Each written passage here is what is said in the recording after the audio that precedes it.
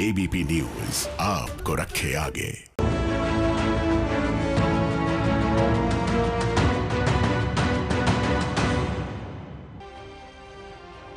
नमस्कार, मैं हूं सुमित अवस्थी और स्वागत है आपका भारत की बात में।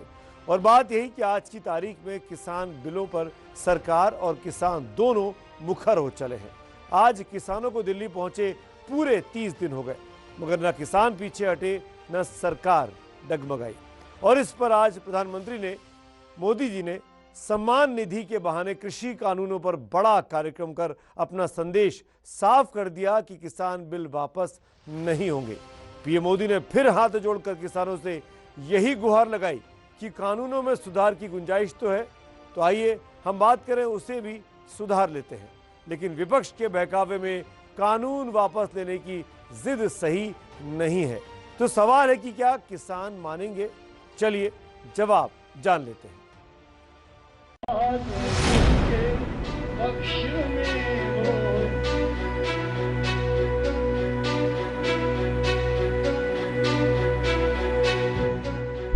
कोई भी राजनीति, लोकतंत्र में राजनीति करने का उनको हक, हमेशा विरोध नहीं।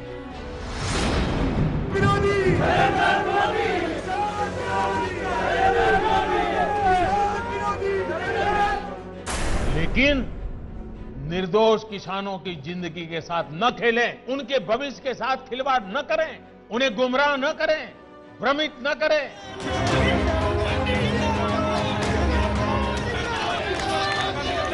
किसानों के नाम पर अपने झंडे लेकर के जो खेल खेल रहे हैं, किसानों को गाली दी, किसानों को अपमानित किया, ऐसे कर करके बच नहीं सकते हो आप लोग। ये लोग अखबारों और मीडिया में जगह बना, राजनीतिक मैदान में खुद के जिंदा रहने की जड़ी बूटी खोज रहे हैं।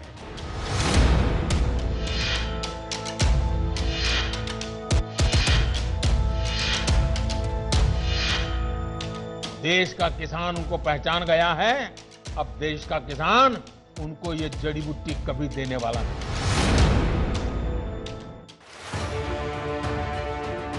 किसानों से संवाद, कानूनों पर विवाद, आंदोलन की मनाइश, अन्नदाता की समझाइश। कह सकते हैं फ्रंट फुट पर सरकार, विपक्ष पर तगड़े से तगड़ा वार। जो आज किसानों के नाम पर आंदोलन कर रहे हैं, वो जब उनका समय था तब चुप मार करके बैठे हुए थे। और यही तो है आज प्रधानमंत्री मोदी के भाषण का सार, क्योंकि आज न सिर्फ प्रधानमंत्री मोदी ने किसान सम्मान निधि की अगली किश्त का ऐलान किया, बल्कि संदेश भी यही देने की कोशिश की कि किसान देश की जान है, देश का मान है, सम्मान है। हमने आकर के निकाला, क्योंकि हमारे दिल में किसान की जिंदगी को भला करना, कल्याण करना, ये हमारा जीवन का मंत्र है, इसलिए कर रहे हैं।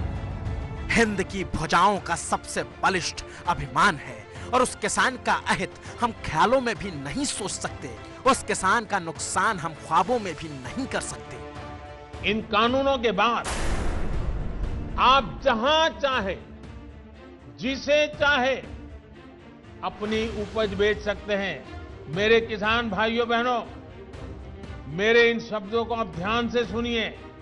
मैं फिर से कह रहा हूं कि आप अपनी फसल को जहां चाहे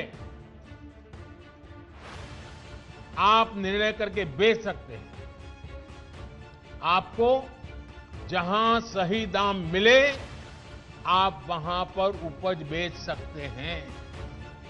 और इसके बाद एक और लाइन जोड़ते हुए प्रधानमंत्री मोदी ने यह भी कह दिया कि किसान किसी भी राज्य में अपनी फसल बेचने के लिए आजाद है। आप न्यूनतम समर्थन मूल्य यानी एमएसपी पर अपनी उपज बेचना चाहते हैं, आप उसे बेच सकते हैं। आप मंडी में अपनी उपज बेचना चाहते हैं, आप बेच सकते हैं। आप अपनी उपज का निर्यात करना चाहते हैं, आप निर्यात कर सकते हैं। आप उसे व्यापारी को बेचना चाहते हैं, आप बेच सकते हैं। आप अपनी उपज दूसरे राज्य में बेचना चाहते हैं, आप बेच सकते हैं। यानी साफ है कि हिंदुस्तान का कोई भी किसान अब फसल बेचने के लिए सिर्फ मंडियों का मोहताज होकर नहीं रह जाएगा। वो जहां चाहे अपने हक का पैसा जाकर कमाएगा। और रही बात एमएसपी की, तो फिर से प्रधानमंत्री मोदी ने साफ किया कि एमएसपी किसानों का वो हथियार है जिसे कोई भी हाथ लगाने की कोशिश तक नहीं कर सकता। वो जस की तस रहेगी। आज एमएसपी पर रिकॉर्ड सरकारी खरीद कर रहे हैं। किसानों की जेब में एमएसपी का रिकॉर्ड पैसा पहुंच रहा है।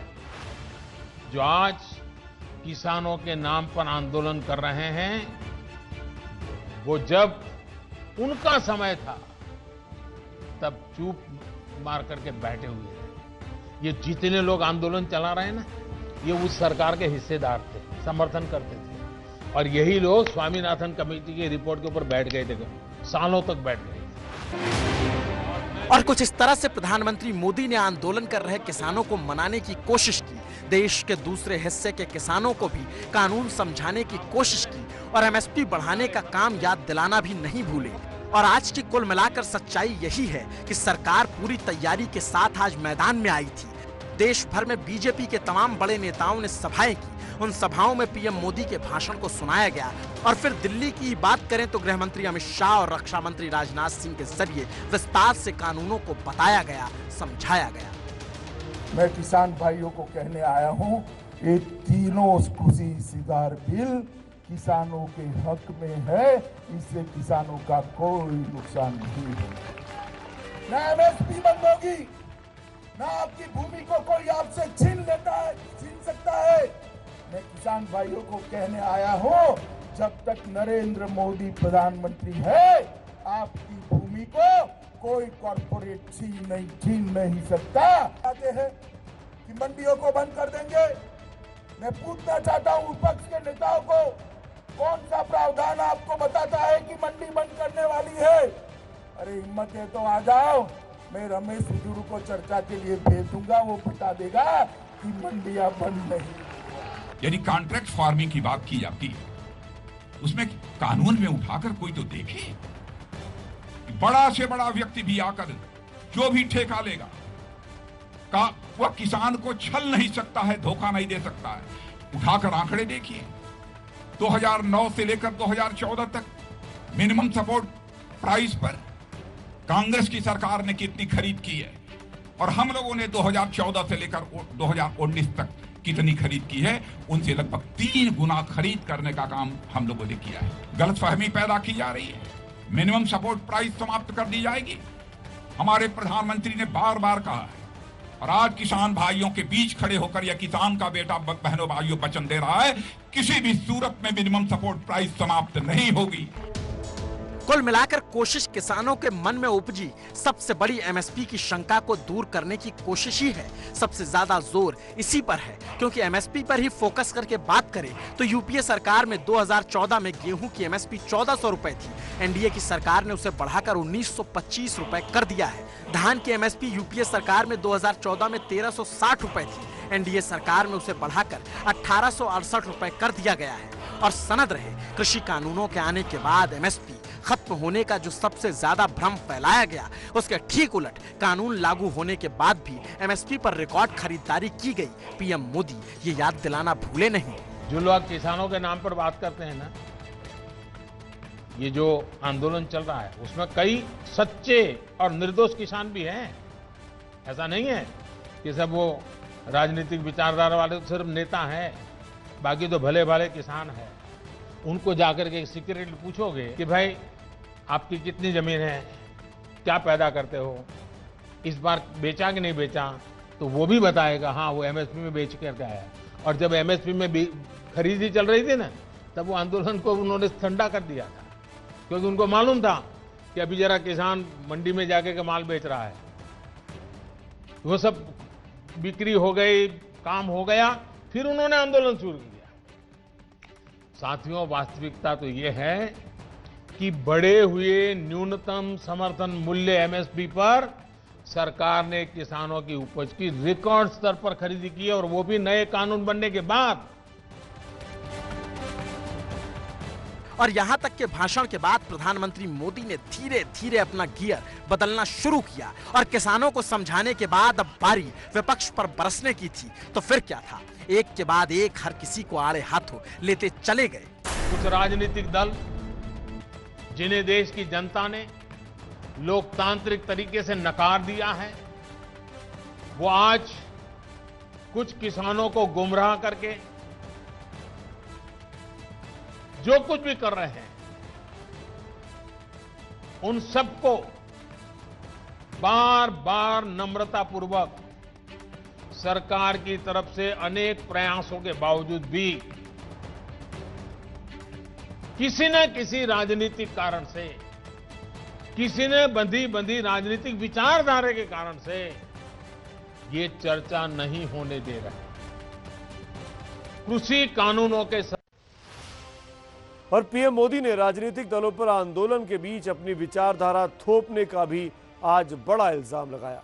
इसीलिए क्योंकि कई वामपंथी किसान संगठन आंदोलन में एक्टिव हो गए हैं। वामपंथ विचारधारा के लाल झंडे आपको किसान आंदोलन के बीच बड़ी आसानी से देखने को मिल सकते हैं।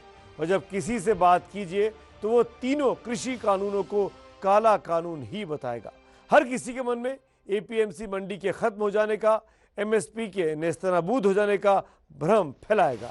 तो इसी पर लाल झंडे वाले वामपंथियों को भी पीएम मोदी ने निशाने पर ले लिया और पूछा यही कि पंजाब में एपीएमसी मंडी की वकालत करने वाले केरल के नाम पर खामोश क्यों हो जाते हैं।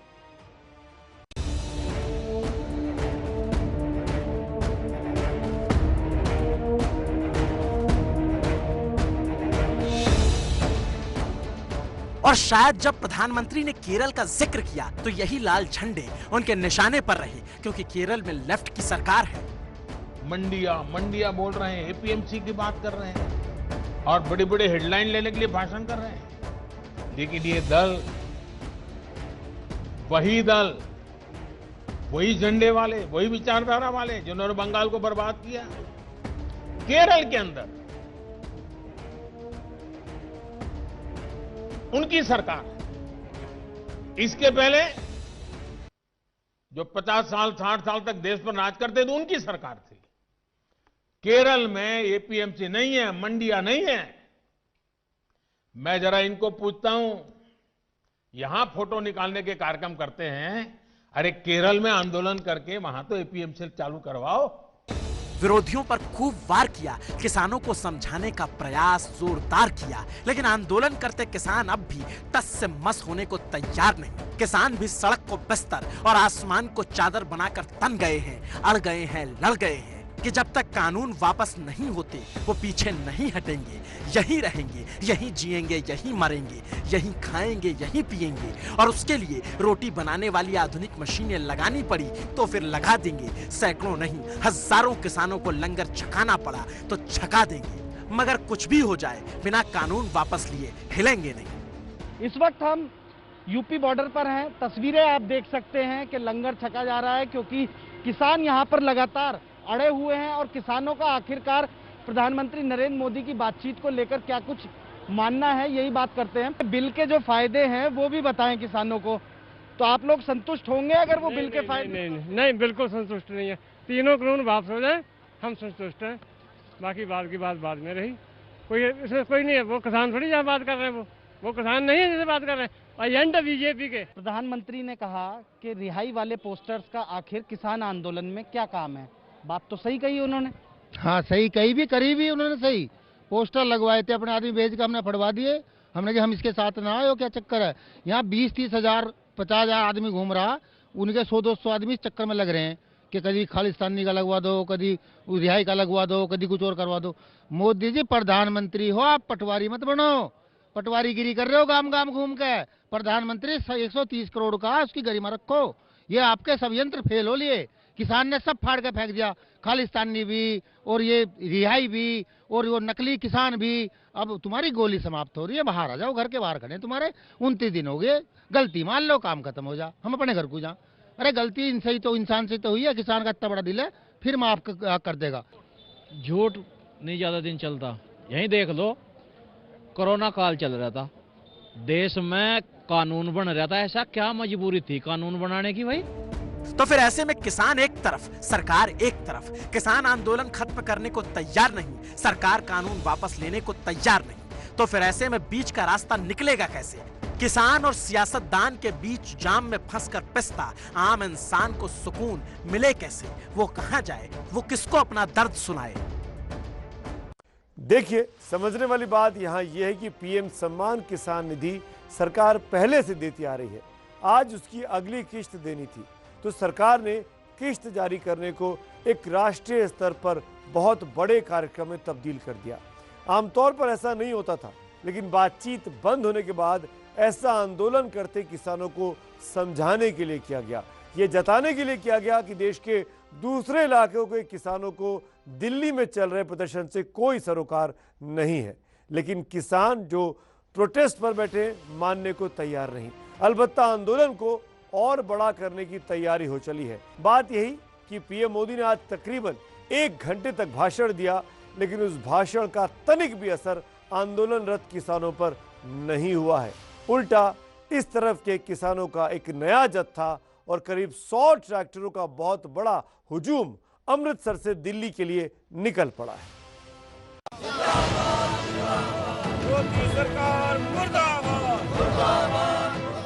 कोहरे की धुंध की चादर को चीरते हुए कुछ नारे हैं जो दिल्ली पहुंचने को बेताब हैं। दिसंबर में दहाड़ मारती ठंड के बीच कुछ विरोध के जयकारे हैं जो दिल्ली के तख्त तक अपनी मौजूदगी दर्ज कराने को बेकरार हैं और पीएम मोदी की तमाम बातों को दरकिनार करते हुए वो नए जत्थे के साथ दिल्ली की तरफ कूच कर चुके हैं। पंजाब से बड़ी गिनती में किसान जहां दिल्ली में बैठे हुए, वहां से लगातार जो दूसरी तरफ जत्थे पंजाब से दिल्ली के लिए रवाना हो रहे हैं। हमारा अपना किसान मजदूर संघर्ष कमेटी पंजाब की तरफ से अपना प्रोग्राम नया दिया था कि हम ग्रुप वाइज जाएंगे। पहला ग्रुप गया, उसमें कोई 100-150 ट्राली का पहला जत्था गया था। उसके बाद दोबारा 11 तारीख को 27-28 ट्राली का जत्था गया। ये तीसरा जो आज 25 तारीख को जा रहा है, तो ये हमने एक प्रोग्राम बनाया था कि जिले वाइज जहाँ ये एरिया जाएगा, परंतु लोग इतने उत्साहित हैं, इतने जोश में हैं कि वो बिना जो अपने टर्म से भी पहले जा रहे हैं। और ये तीसरा जत्था हमारा जो रवाना कर रहे हैं, इनसे ये भी संदेश लोगों को जाएगा कि ये किसान जो किसानी किस्से से संबंध और आम लोग भी इस आंदोलन में शामिल होंगे और बिल जो खेती काले कानून है उसको वापस करवाने के लिए ये जा रहे हैं। और दिलचस्प बात यह है कि जो किसान दिल्ली की तरफ आ रहे हैं वो पूरी तैयारी के साथ चले हैं। इनकी ट्रैक्टर ट्रॉलियां इस ठंड से लड़ने के लिए पूरी तरह रजाई गद्दों से लैस हैं। खाने का राशन भी ये साथ लेकर चलते हैं और तस्वीरें यही बताती हैं कि 1 महीने के आंदोलन के बाद भी लड़ाई अभी और लंबी चलने वाली है। तो आंदोलन कर रहे किसान और सरकार के बीच तकरार 1 महीने के बाद भी वहीं की वहीं है जहां पर 1 महीने पहले थी। कैसे रास्ता निकलेगा, क्या रास्ता निकलेगा, इस बारे में तमाम अपडेट्स आपको लगातार एबीपी न्यूज पर मिलते रहेंगे। फिलहाल भारत की बात में इतना ही। वक्त है ब्रेक का, ब्रेक के उस पार एबीपी स्पेशल।